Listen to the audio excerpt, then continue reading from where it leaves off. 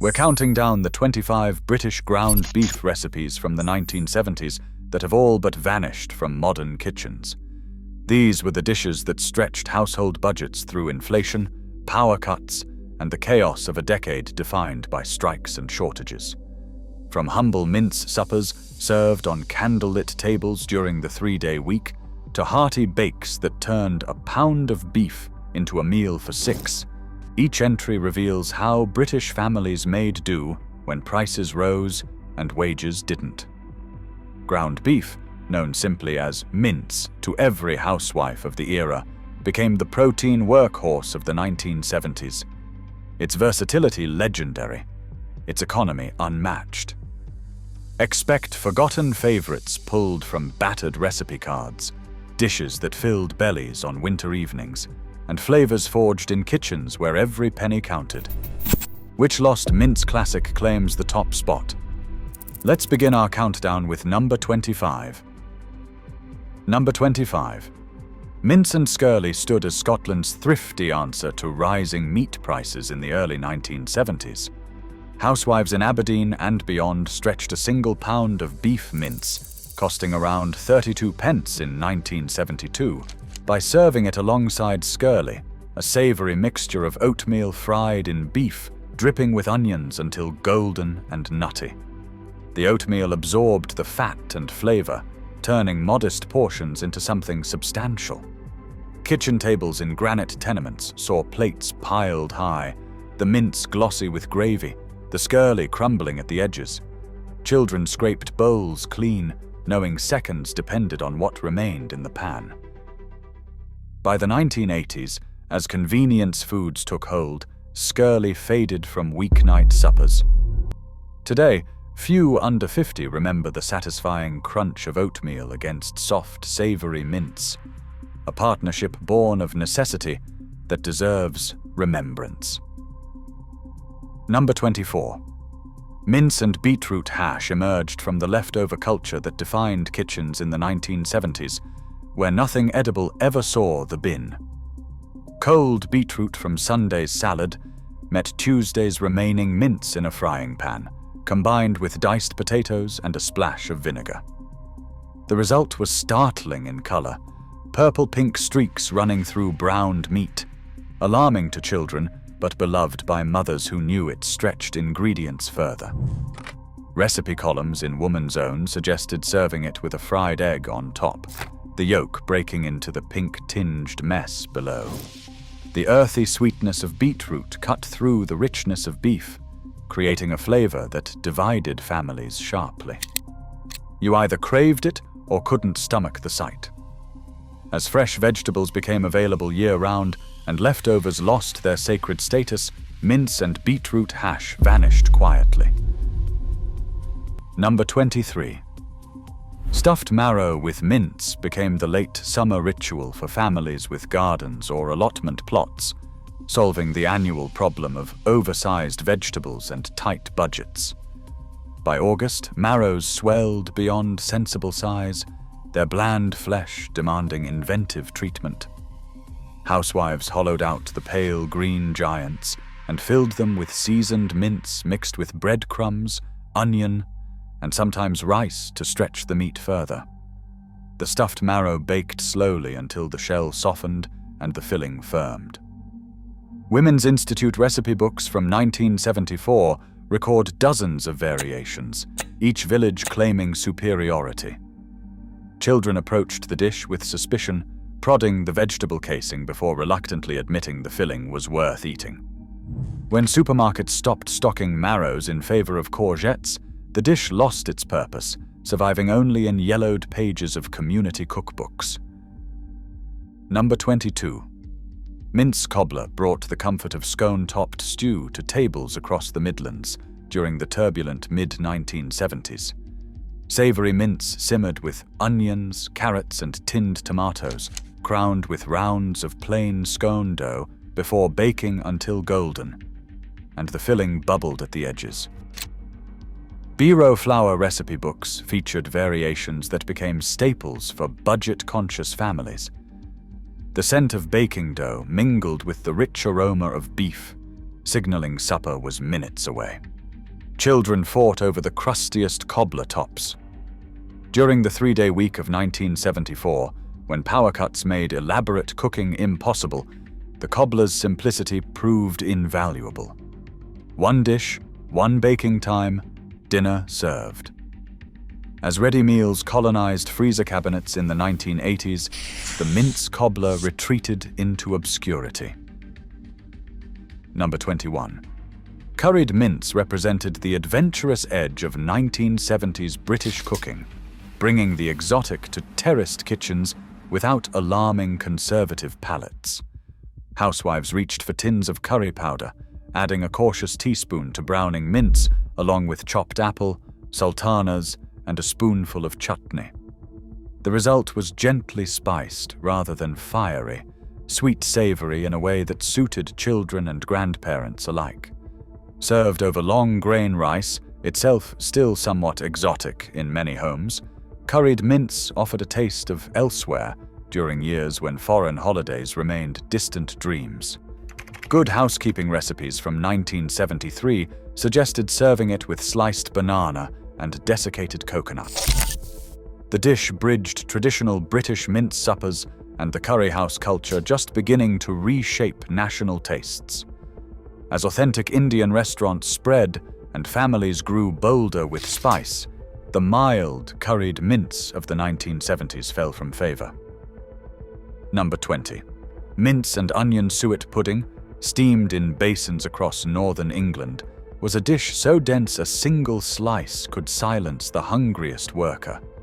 Suet pastry-lined, greased pudding basins, packed with seasoned mince and soft cooked onions, then sealed with a pastry lid and steamed for hours. The kitchen windows ran with condensation, the air thick with the smell of beef and rendered fat. In mill towns where men returned from shifts cold and ravenous, the suet pudding delivered calories and comfort in equal measure. At around 45 pence for mince and just pennies for suet and flour, the dish fed families of 5 for less than £1. Oral histories from Lancashire recall mothers beginning the pudding before dawn, the basin set over simmering water while children dressed for school. When central heating arrived and appetites shrank, the suet pudding became too heavy for changing times. Number 19. Forfar brideys carried the taste of Angus butcher shops far beyond their Scottish origins during the 1970s. These horseshoe-shaped pastries, filled with minced beef, suet, and onion, offered portable comfort for packed lunches and picnic baskets. Bakers crimped the edges with practiced hands, each bridie emerging golden and glistening. Unlike Cornish pasties, brideys contained no potato, letting the seasoned beef shine uninterrupted. Factory workers relied on brideys to fuel long days, the pastry sturdy enough to survive hours in a coat pocket. Women's magazines published simplified home recipes, though purists insisted only a proper butcher's version would do. As supermarket pasties undercut local bakeries on price, traditional brideys retreated to their homeland, the recipe surviving mainly in family kitchens, where grandmothers still crimp pastry the old way. Number 18. Savory mince on toast became the emergency supper of countless 1970s households, the dish mothers turned to when time, energy, or ingredients ran short. Mince browned quickly with onion, seasoned with salt, pepper, and Worcestershire sauce, then loosened with stock or gravy granules until glossy and pourable. Spooned over thick slices of white toast, it delivered satisfaction in under 20 minutes. The toast absorbed the meaty juices, turning soft beneath while staying crisp at the edges. During the inflation spike of 1975, when mince prices climbed past 50 pence a pound, the dish stretched further with frozen peas or tinned carrots. Recipe cards tucked in kitchen cabinets recorded family variations, a dash of ketchup here, a crumbling of oxo there. The dish required no special equipment, just a frying pan and grill. As microwave meals and takeaway options multiplied, savory mince on toast lost its essential role. Number 17. Mince and dumplings filled the gap between proper stew and simple weeknight supper, offering comfort and thrift without the expense of better cuts. Housewives browned mince with onions and carrots, added stock, and let the mixture simmer while mixing flour and suet into pale dumplings. Dropped into the bubbling mince, the dumplings swelled and steamed, their soft undersides soaking up gravy while their tops stayed fluffy. The dish appeared across Britain with reassuring regularity, especially during the harsh winters of 1976 and 1979. School dinner ladies served institutional versions, grey and overcooked, but homemade dumplings bore no resemblance to those sodden spheres. Properly made, they were the highlight of the plate, fought over by children who had learned to eat quickly or miss out. When lighter eating trends arrived, dumplings fell from favour, their stodgy reputation impossible to shake. Number 16. Mince and tattie pie held its place as the working-class centrepiece of Scottish tables, a dish so fundamental it barely warranted a recipe. Seasoned mince formed the base of a deep pie dish, topped with creamy mashed potatoes and baked until the peaks turned golden and the filling bubbled at the edges. In Glasgow tenements and Edinburgh housing schemes, the pie appeared with such regularity that its absence signaled trouble, illness, unemployment, or the final days before payday. Butchers offered special mince for pies, coarser ground and mixed with fat to keep it succulent. Mothers served thick slices with baked beans or tinned peas. The pie required no pastry skills, no expensive ingredients, just patience and a working oven. Today, shepherd's pie has absorbed its legacy, but the original mince and tattie pie deserves its own remembrance. Number 15. Mince-stuffed onions transformed the humblest allium into the star of the plate, showcasing the 1970s fondness for vegetable vessels. Large Spanish onions, centers scooped out, became edible bowls for seasoned mince, breadcrumbs, and herbs. Baked until the onion shells softened and caramelized at the edges, they emerged fragrant and collapsing, ready to be served with gravy. 4 onions and half a pound of mince could feed a family, especially with plenty of bread. Woman's Realm in 1975 suggested adding grated cheese for extra richness. Children approached stuffed onions with suspicion, the vegetable casing often rejected in favor of the meaty center. Mothers learned to chop the discarded onion into the next day's cooking, wasting nothing. As patience for slow baking evaporated, stuffed onions lost their place on the weekly menu. Number 14. The mince layer. Bake stacked flavors and textures in a single dish that could feed crowds without last-minute attention. Sliced potatoes, seasoned mince, and rings of onion were layered in a greased casserole dish, and stock was poured over to seep through during baking. The dish emerged after an hour, the top layer crisped golden, the middle soft and soaked with juices. In homes where shift work meant meals were eaten in relays, the layer bake waited patiently and reheated without losing quality. Recipe leaflets from electricity board showrooms promoted it as an economical use of off-peak power, timed to bake during cheap rate hours.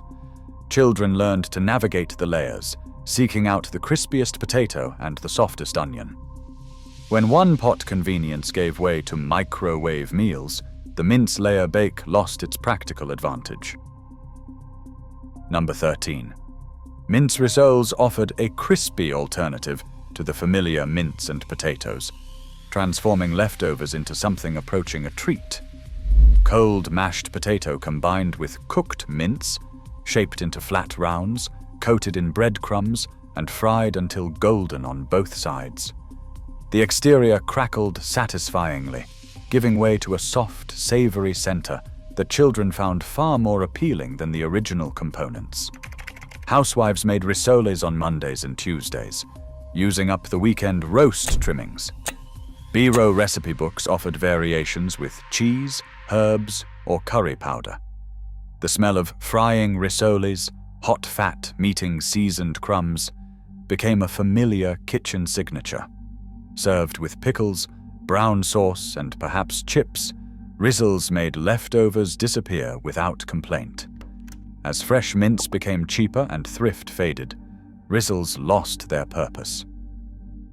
Number 12. Mince and macaroni cheese married Italian-influenced pasta with British mince tradition in a bake that satisfied everyone.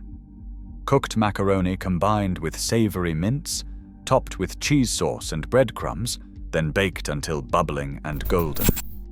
During the 1970s pasta boom, when consumption doubled, adding mince elevated the dish to main course status, substantial enough for hungry husbands returning from work.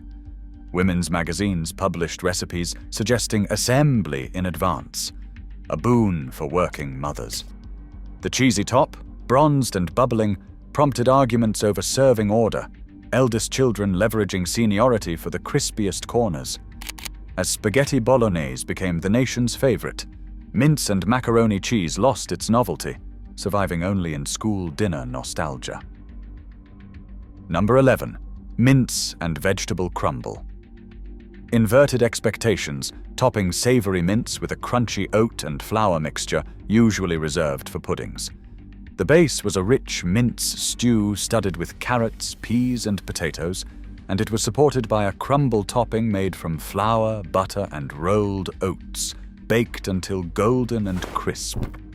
The contrast between the soft filling and the crunchy top delighted children who were wary of endless pies and casseroles. Recipe cards from the early 1970s show the dish gaining popularity as an economical alternative to pastry-topped pies, requiring less skill and fewer ingredients. Served in generous squares with gravy, the crumble satisfied without feeling heavy. When lighter eating trends arrived in the 1980s, savory crumbles fell from fashion and retreated into recipe book obscurity. Number 10. Mince and tinned tomato stew anchored weekly meal rotations when elaborate cooking remained impossible. A tin of tomatoes costing just 8 pence in 1973 transformed browned mince and onions into something resembling continental cooking.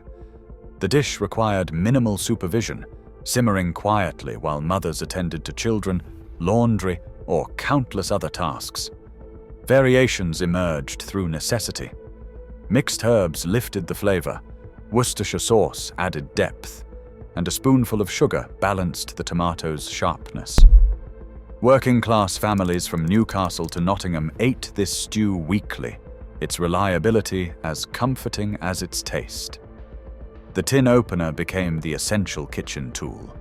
When fresh tomatoes became affordable and Italian cooking genuinely arrived, the humble mince and tinned tomato stew seemed too basic to survive. Pan haggerty with mince elevated the traditional Northumbrian potato dish into a complete meal. Sliced potatoes, onions, and cheese were layered with seasoned mince, then cooked slowly in a heavy pan until the bottom crisped and the top melted into golden strings. The dish required patience, at least 40 minutes of gentle cooking, but it rewarded neglect.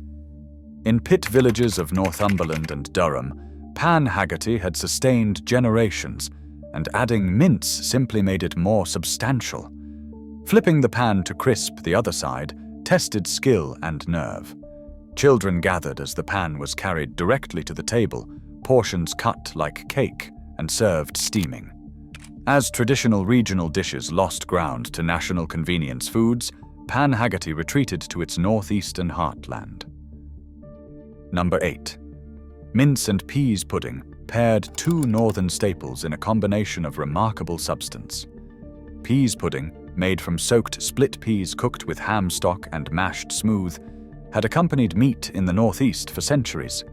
The earthy sweetness of peas against rich beef was served with bread to capture every smear. In Sunderland and South Shields, this combination appeared on tables with such regularity it scarcely warranted discussion. The vivid yellow pudding, distinctive and divisive, marked regional identity as clearly as any accent. The dish cost almost nothing, stretching small amounts of mince with cheap pulses. As the Northeast's industries declined and populations scattered, pease pudding lost its supply chain. The mince combination vanished with the communities that sustained it. Number 7. Mince and onion plate pie held its place as the everyday pie of northern England, made in shallow plates rather than deep dishes. A thin layer of seasoned mince and soft onions spread across a short crust base, topped with pastry, crimped at the edges, and baked golden. It was designed for portability, sturdy enough for lunch tins, and satisfying enough for full shifts of physical labor. Bakeries in Bolton, Wigan, and across Greater Manchester produced plate pies by the thousand. Gravy, essential and abundant, was poured through the hole cut in the top until it threatened to overflow. As Greggs and other chains standardized British baking, regional plate pies lost their local champions. The minced beef version survives now mainly in memory. Number 6. Mince and rice bake offered a change from potatoes on tables where monotony threatened meal planning. Long grain rice layered with seasoned mince and a tin of condensed soup, baked until the rice absorbed all moisture. The dish arrived during the 1970s rice boom, when British consumption doubled and housewives experimented beyond curry accompaniment. Condensed mushroom or tomato soup provided liquid and seasoning simultaneously, simplifying preparation. Recipe leaflets from rice manufacturers encouraged exactly this experimentation, promising exotic flavors without intimidating techniques. The one-dish nature appealed to mothers juggling work and family. As cooking confidence grew and convenience foods offered even less effort, the mince and rice bake lost its appeal, occupying an uneasy middle ground. Number 5. Mince and dumpling stew, thicker and richer than its lighter cousin, earned its place as the ultimate cold comfort during the brutal winters that marked the decade. The mince simmered for hours rather than minutes, breaking down until it almost dissolved into the gravy. Root vegetables added substance: swede, parsnip, and carrot, soft enough to crush against the roof of the mouth. In homes where central heating remained a luxury, where ice formed inside windows, this stew provided warmth radiating from stomach to extremities. The dumplings, made with suet for extra calories, swelled to twice their size, pale spheres soaking up gravy like edible sponges. During the winter of discontent in 1978 to 1979, mince and dumpling stew appeared as a statement of resilience. Lighter times brought lighter food, and the rich stew lost its essential purpose. Number 4. The mince roll wrapped seasoned beef in suet pastry before baking, creating a portable loaf that could feed a crowd or fuel a week of packed lunches. The pastry was rolled thin and spread with mince mixed with onion and breadcrumbs, then shaped into a tight cylinder and baked until golden. Sliced into rounds, each piece revealed a spiral of meat within pastry, satisfying to see and to eat. In mining communities, the mince roll traveled down the pit in lunch tins, substantial enough to sustain physical labor. Mothers made them on weekends, letting rolls cool on wire racks before wrapping them for days ahead. The dish appeared in Women's Institute competitions, judged on pastry color and on filling distribution. As working patterns changed and packed lunches gave way to canteen meals, the mince roll lost its practical purpose. Number 3. Cottage pie, in its true 1970s form, bore little resemblance to gastropub versions today, relying on simple ingredients rather than wine reductions and truffle oil. Mince browned with onions, seasoned with salt, pepper, and gravy browning, was spread in a dish and topped with mashed potatoes, piped or spooned into peaks. The pie baked until the potato tips turned golden and the filling bubbled at the edges. By 1975, surveys suggested cottage pie appeared twice monthly in average households. School dinner versions could not compare to homemade pies where mothers adjusted seasoning to family preference. The potato topping provided the vehicle for gravy, pooled in wells poked through the golden crust. Cottage pie's ubiquity may have caused its decline, because when diverse cuisines beckoned, the humble mince pie seemed too ordinary to bother making. Number 2. Keema curry crossed from Indian restaurant menus into British home kitchens, bringing bold spices to households whose previous curry experience involved powder from a tin. British versions adapted to available ingredients, with curry powder replacing individual spices, frozen peas substituted for fresh, and chili heat moderated for cautious palates. Yet even in adapted form, Keema represented adventure, a departure from preceding mince suppers. Indian immigration had established communities with restaurants across British cities, their culinary influence spreading steadily. Women's magazines published Keema recipes with nervous encouragement, promising exotic results from familiar techniques. Served with rice and perhaps an attempted chapati, Keema marked the household as modern. As curry became Britain's favorite and authentic recipes proliferated, the simplified Keema of the 1970s fell from fashion. Number 1. And finally, in first place, Mince and Tatties claims the ultimate British mince dish of the 1970s. So fundamental it scarcely needed a recipe. 1 pound of mince, browned with onions in a frying pan, simmered with stock until glossy and rich, served over floury boiled potatoes that crumbled at the fork's touch. No dish was more universal, more relied upon, or more deeply woven into the fabric of family life in the 1970s.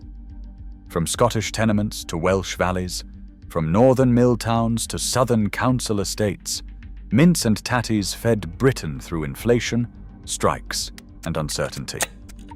At its cheapest, the meal cost less than 50 pence for a family of 4. Children learned to mash potatoes into the mince, creating an integrated mass that satisfied without ceremony. Fathers ate in silence after long shifts, the meal too familiar to warrant comment, yet too essential to imagine life without. Mothers stretched the mince with gravy when money ran short, knowing potatoes could always fill the gap. The dish required no special skill, no equipment beyond a pan and a pot, no ingredients that could not be found in the smallest corner shop. It was democratic, unpretentious, and absolutely reliable. When supermarkets filled with ready meals and cooking became optional, Mince and Tatties lost its necessity. The skills passed down through generations faded. Today, the dish survives mostly as nostalgia, ordered in Scottish cafes by those old enough to remember. For a generation raised on Mince and Tatties in the 1970s, no sophisticated cuisine has ever quite matched that simple combination, eaten at a kitchen table where everyone knew their place and the budget dictated the menu. Across all 25 entries, from the oaty partnership of Mince and Skirlie at number 25 to the triumphant simplicity of Mince and Tatties at the very top, these forgotten British mince recipes paint a vivid picture of family cooking in the 1970s. Some dishes stand out as surprising examples of regional thrift, while others reveal how comfort could be achieved through the humblest ingredients. The common thread is adaptability, stretching every pound of mince further, wasting nothing, transforming economic necessity into tradition. Potatoes, onions, and gravy recur throughout, underscoring how a limited larder shaped a national cuisine. These 25 lost dishes are more than forgotten meals. They are the taste of a generation that adapted and, against rising prices, still put something warming on the table every